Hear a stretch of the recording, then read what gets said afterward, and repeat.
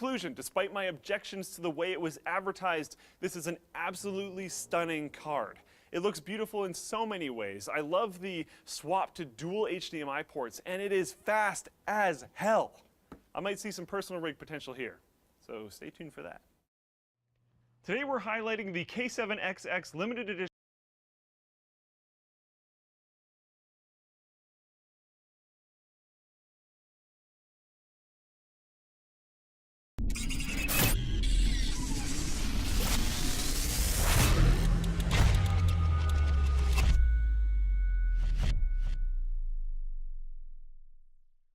Hey guys, it's Tiny Tom Logan back with another video for you. And today I'm finally taking a look at my first of the vendor stroke third party stroke aftermarket cooler cards of the GTX 1080, and that is the Asus Republic of Gamers Strix version. Now we will have a closer look at the card in a moment, and I'm going to put it there nice and gently in preparation.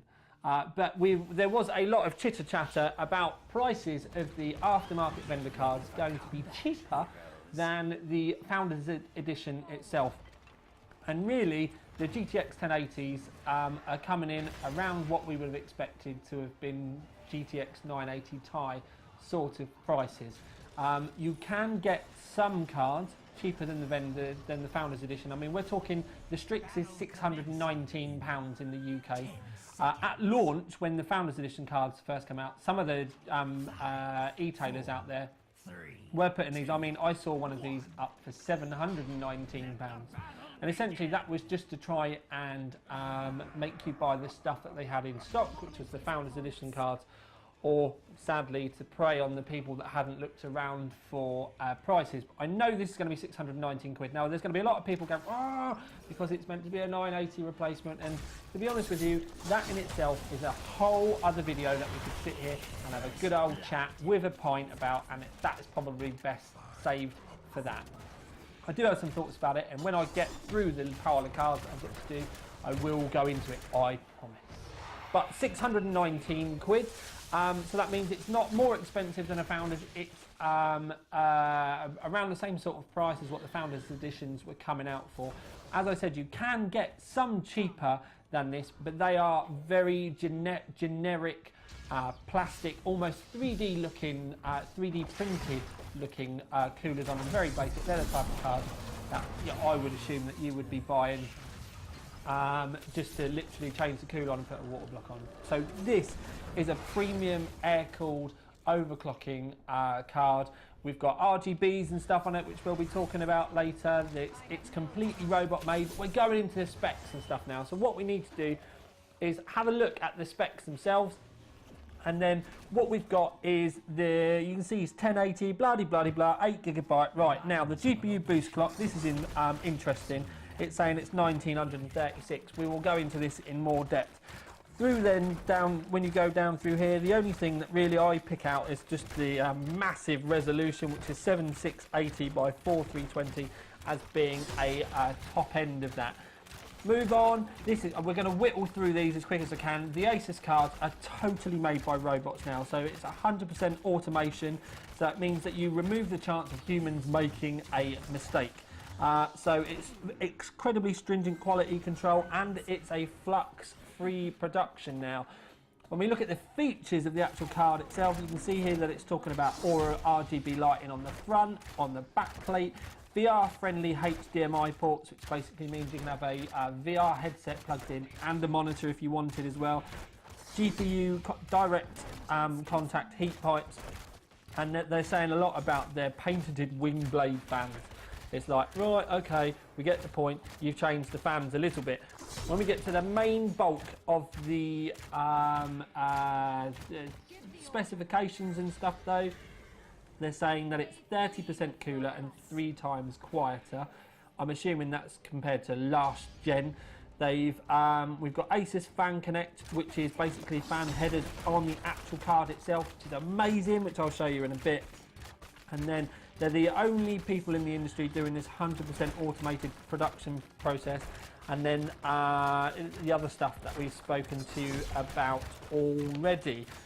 So, right, move the box out the way. I've literally got my pile of notes for my graphs and everything here already. What I want to do is give you a good up-close look at the card itself.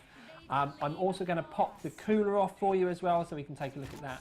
So when we do go into the graphs, we've done DX12 games now as well, because we've updated our bench rig, which I will talk to you about with that as well. So there's a lot of us to go over with this card.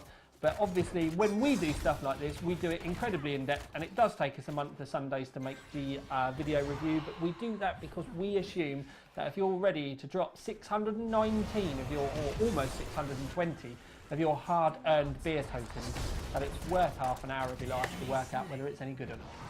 Okay, so we'll start with the underside, because we've actually got the system laid over on its side, just so that we can show you better. Now, these lights, yes, you're not really going to see them unless you've got one of those cases or a design where your graphics card is fully on view. But nevertheless, the lights are there, and it can give you, as you can see down here, a nice bit of glow.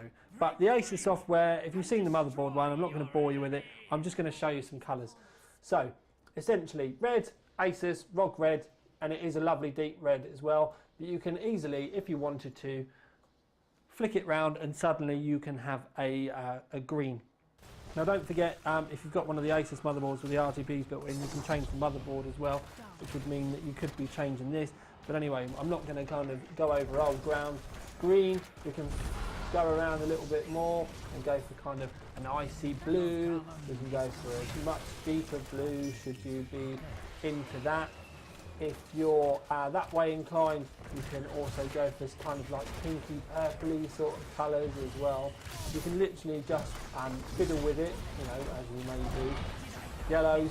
But then the other one, which is the big one, which is RGBs, are quite hard to do, and that is their version of white. Doesn't look too bad on the camera, but across this top section here, with where it does come through the bars and stuff, to my eyes, there is a lot of bluey sort of purpley to it. It's not white at all. I do wish, and I would grovel, that if they could, if you've got the RGBs, it would actually be really nice to have a separate white LED as well. And that would be so that when you do want to flick it onto the white mode, you've got a proper white rather than the fuzzy kind of iffy kind of RGB white. Much the same thing again with the top view now. You can obviously see the backlit backplate. You can also see what I said about the light bleed further down here, and then you've got the ROG logo. Again, this ROG logo does look white, but how this looks now in the camera is exactly how my eyes are seeing this, and it's just the way that the camera is dealing with it. But what we will do is go back to camera mode and go colour mode and go, there we go, so that was where we were before. We can go up here and try and find a nice red. Oh, that is a good red. I got that absolutely bang on. That is a proper deep red. I don't care how my camera's coping with it. That is literally blood red. And then again, if you're having an NVIDIA theme rig, bosh, there's your green. You can come down and we'll try and find a nice blue. Again, this colour here that you can see on the heatsink, that is how my eyes are seeing this. And this colour is actually right now not matching the top RGB colour. So if you want blue, it might be a bit blue. The other thing to remember is that there's a lot of white plastic behind this logo. And that's where some of the tonal differences with the colour is coming from. Now, you guys might notice it, but because of my kind of like work background, I see these colours and they annoy me. So we've got the blue, and then we can go up and have a look at the pink. But they also do like special effects like music and GPU temperature and all that sort of thing as well. We really don't need to go over those anymore, children, do we? So are you ready? Well, let's get her undressed. Yes, yes, yes, yes. There she is, in all of her naked glory. Well, semi-naked, because we've still got little bits on there. And so we will explain. The backplate is still on because it's actually held on with this bracket and a couple of other screws. So you have to take the 6 screws out here to be able to get the cooler off. They're going to be the screws that you're going to need if you want to change the thermal paste. And then once you get it off, you are greeted with this. This bracket here is mainly here to help with the mounting of the backplate, but also it does give an extra bit of rigidity to help with any like card sag or anything. So that's there for that as well, and it is also doubling up as some partial cooling for some of the memory. It's mainly the memory at the top. The memory down the side here, it's kind of touching. As you can see, we've got half a thermal pad on here, although there are thermal pads underneath, as you can see. So they're around here as well.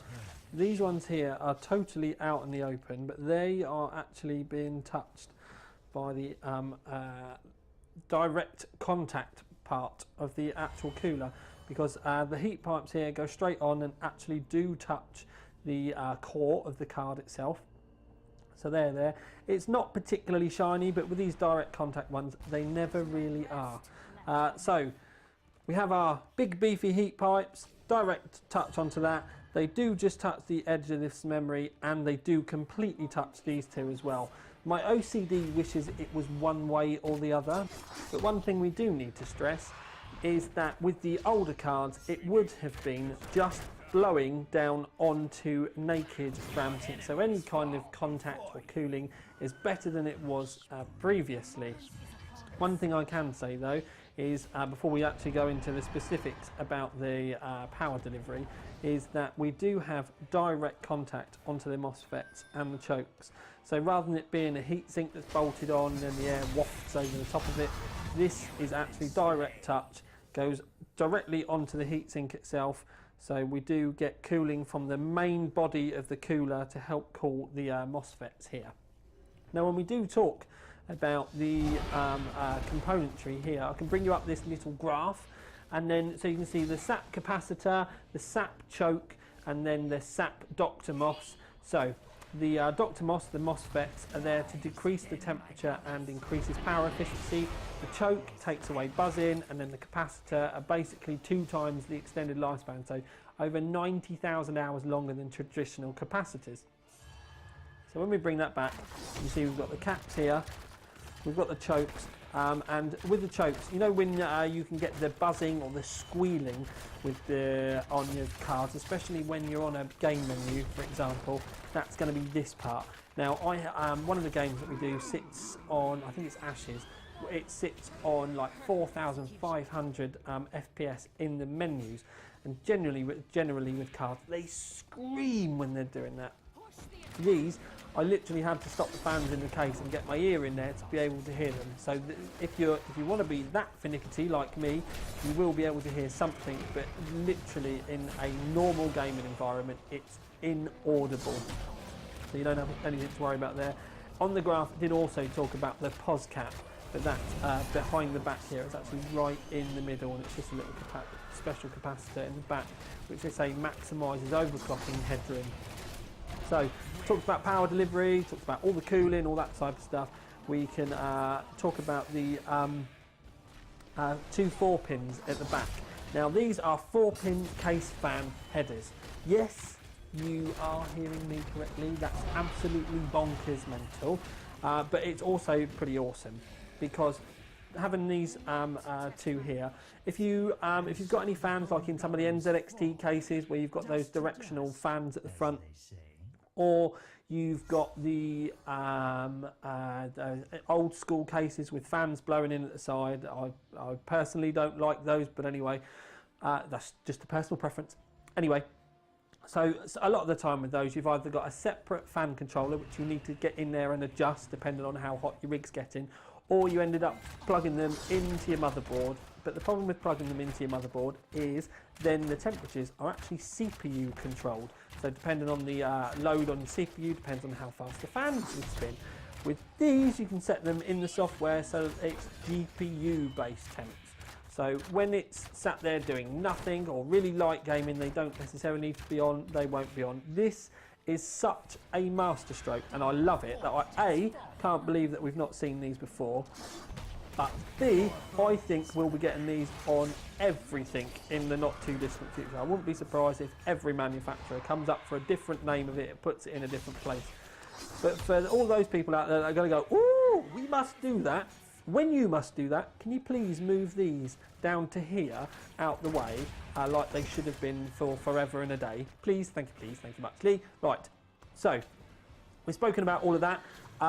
When we can flip the background, you can see the back plate. We've obviously got the light up area here.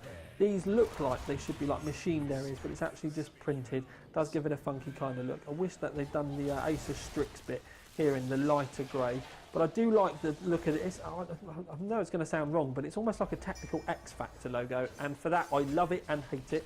And sadly, now I've said it, you're not going to be able to unsee it. So we spoke about the direct contact here, brilliant. We've got direct contact heat pipes here, awesome. We've also got the little cutout areas here. This is just where your power supply goes, you know, your power connectors, these bits. This is the little cutout for the fans. You've got your two connectors on it. Bob's your mother's brother. It's all pretty simple. Bob's your mother's brother, by the way. It came up in one of the comments. It means Bob's your uncle. With the actual cooler itself, the top is plastic. So that's all good. We've got the fans in here. Now, you're either going to love or the fact that you've got the plastic top. But with a plastic top, one thing I can say is when the fans spin and the like, you're much less likely to get any vibrations. And some of the thin metal coolers you can get, especially if once the fans start to spin up a little bit. Although, we will talk about thermal performance and all that kind of malarkey. Once the fans start to spin up, or they take a little bit of a knock or something, they can find ways to vibrate, and it gets very tinny and it's hard to fix. With the plastic on this, it's only a few screws, but it is very well fitted, and there's no way for it to vibrate or anything like that. And I have turned it up to 100% fan and tried to fit it wonky to try and make them make noise, and I was totally unsuccessful.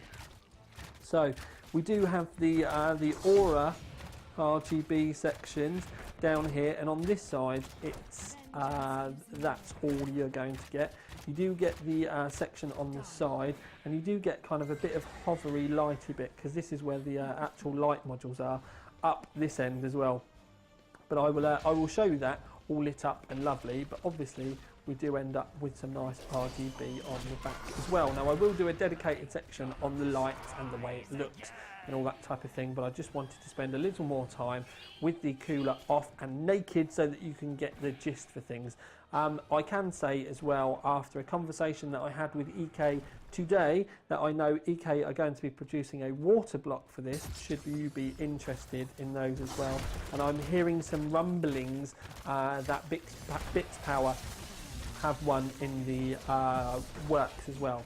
I don't know whether you're like me and you prefer that if you have a certain branded CPU block, that then everything else, especially like your GPU block, needs to match as well. So that's the reason why I've mentioned a couple of brands for you there. I'm sure there'll be other ones. I'm sure that my inbox is going to be absolutely inundated now I've done this as well. But anyway, there's your block, there's your cooler. Let's move on. Okay then peeps, so we are back. Now, before we start talking about performance and all that type of stuff, I know a lot of people are going to be looking at me going overclocking and temperatures, because there was a lot of rumours about the GPU boost going all over the place and thermal throttling and all that kind of stuff. Now I have to admit, I didn't test the thermal throttling with my Founders Edition, but when we do our heat sink testing and thermal testing stuff, I always do my heat sink test first. So I load it up and I leave Unigine on 4K for at least half an hour to get everything hot before I do any of the other tests. So we've always got a goodly, nicely warmed card. But anyway, the most important thing is with these aftermarket coolers, they're going to be a lot more efficient than the Founders Edition card. A lot more efficient. We would expect them to be as quiet or quieter if at all possible as well. But the most important thing is the way that GPU Boost 3 works, and this is something that you do need to get your head around with the way that the NVIDIA products do work. GPU Boost, and we've had 3 iterations of it now, so we're in the final one, and this last one is actually really good, and it's much closer to your final overclock that you'll be able to get, which again we will talk about. So with the GPU Boost, essentially what it does is run it as fast as it possibly can do in your system, dependent on temps and power and all of those kind of things. So essentially it's mainly temperature linked. So what it did with on the Founders Edition card is you have the NVIDIA thermal threshold is between 80 and 85 degrees. They normally come in at around 80 to 83 degrees. And what it will do is it will literally just overclock the nudges out of the card up to that point. And then it will mix the overclocking with the fan profile and it gets a nice base, which it manages to keep the card really cool. But the fan profile and stuff, so you know, maybe it needed to have span up a little bit more to stop all those spikes. It's still something that's not particularly been spoken about that well. I certainly didn't see any massive dips, and I'd been benching and running. And the other thing to remember is with my Unigen test, when we do thermal tests, what I also do is I chuck a Unigen test in after a 30-minute warm-up time, just to make sure that there are no thermal throttling issues. And Unigen's quite a stressful program.